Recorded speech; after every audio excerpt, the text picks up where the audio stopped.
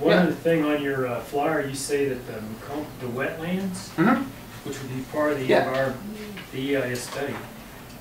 On this property, you say it's unique and it's not subject to impact or mitigation? Yeah. So, what does that mean? So there's a lot of different types of wetlands. The wetlands on McComb's property are what's called a fen wetland.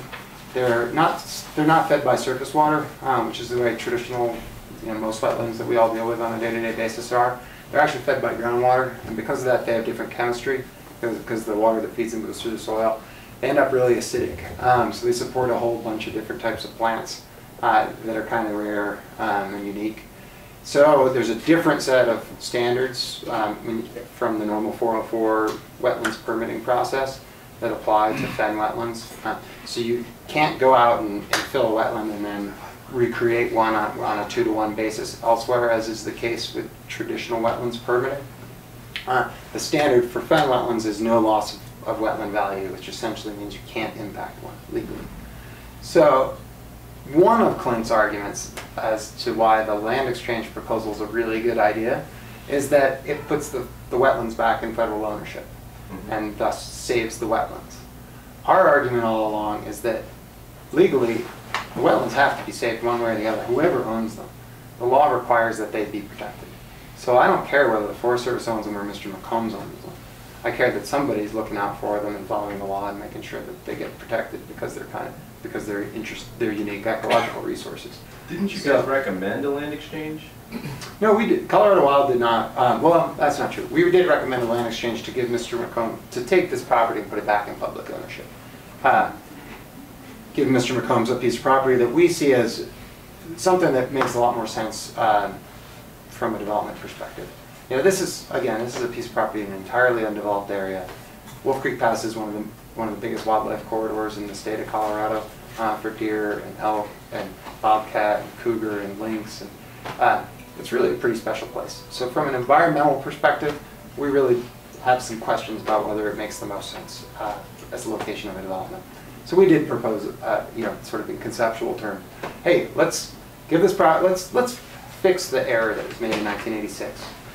Give this property back to the Forest Service and give Mr. McComb something that's down closer to a community where there's existing infrastructure, existing roads.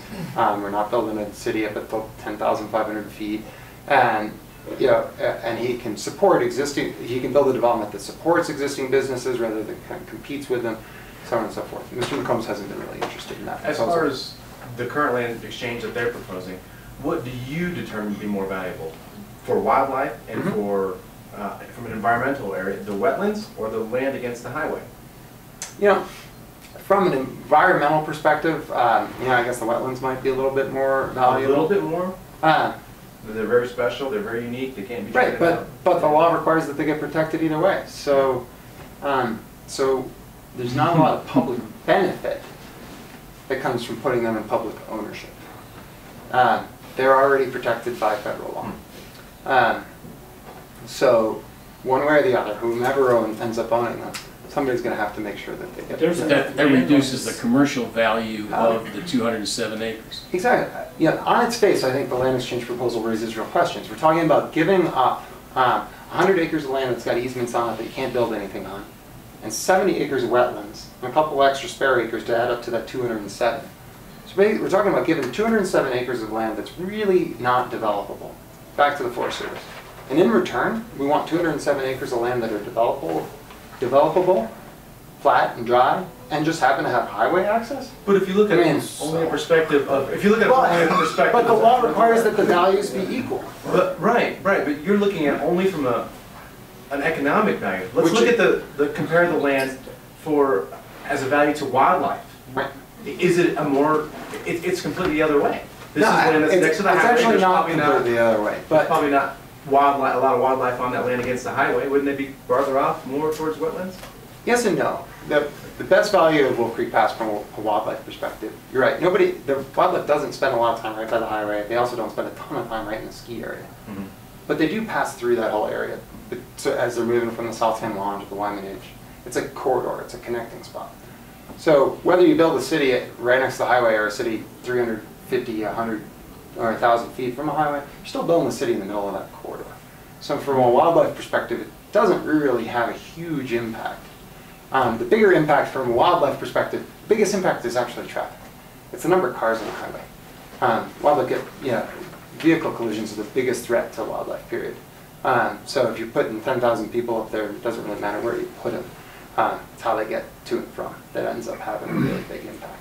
We shouldn't be able to get from here to Durango then on 160. Yeah, 80%. My wife hit a deer between here and there. Yeah. So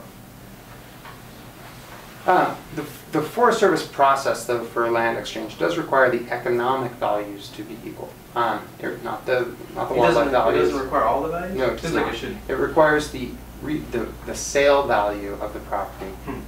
If you or I, based on comparable properties in the region, to be equal. And, obviously, you all know as well as I do that appraisal processes are, there's some subjectivity to that. But the appraisal service will be done by the Forest Service independently of the developer, and he'll have to make up any additional property or land. He'll have to buy other in-holdings and trade out to make it even. So, but what I think is really important is to understand there are two paths to get to a land exchange. There is the path that Mr. McCombs is currently pursuing, which is a legislative land exchange, which is asking Congress, in this case Congressman Salazar, to sponsor a bill that would perform this land exchange first, on condition that they do an EIS second. Or there is a Forest Service land exchange process that involves an EIS first to inform whether or not a land exchange makes sense. That's the administrative route. I personally think there's some benefit that might come out of the land exchange process, but I had some real concerns about the legislative process, and the reason is this. And Clint, I'm sure, explained to you that regardless of which way he goes, they're going to have to do an EIS. So what's the difference, right? To me, there's a striking difference. When the Forest Service does a land exchange, as it's going on over in La Plata County right now, if any of you have been reading the Durango Herald, there's a controversial land exchange up near the Glacier Club. They do an EIS, they let the public weigh in, they let other government agencies weigh in, they flush out all the issues up front, they figure out the pros and the cons, and let everybody argue over things. And then the Forest Service makes a decision as to whether or not the land exchange is in the public interest. This is the process that they went through in 1986 for Wolf Creek property. It's not a perfect process by any stretch, but it would allow, for the first time ever, for a legitimate consideration of all of these issues that have never been looked at. The impacts to Archuleta County economically, whether or not 1,000 timeshare units at Wolf Creek Pass is going to have a positive impact on sales tax and vacancy rates in Pagosa Springs, or whether it will have a negative impact. What the impact of crowding is going to be on the ski area. How many more people can you actually fit on the ski area before it loses the character that draws people to it currently, and that supports the existing tourism base. Again, what are the impacts to public safety, to all the various services, and then and obviously these other issues of water and wildlife and environmental concerns. So we can do all that stuff up front, get some good information, and then decide whether a land exchange makes sense, and if so, under what conditions and what specific conditions we might place on that land exchange to say you have to do X, Y, and Z. Or we can take the approach that Clint Jones is advocating for right now, which is have Congress do authorize the land exchange up front, and then after the fact do an EIS that doesn't inform the decision.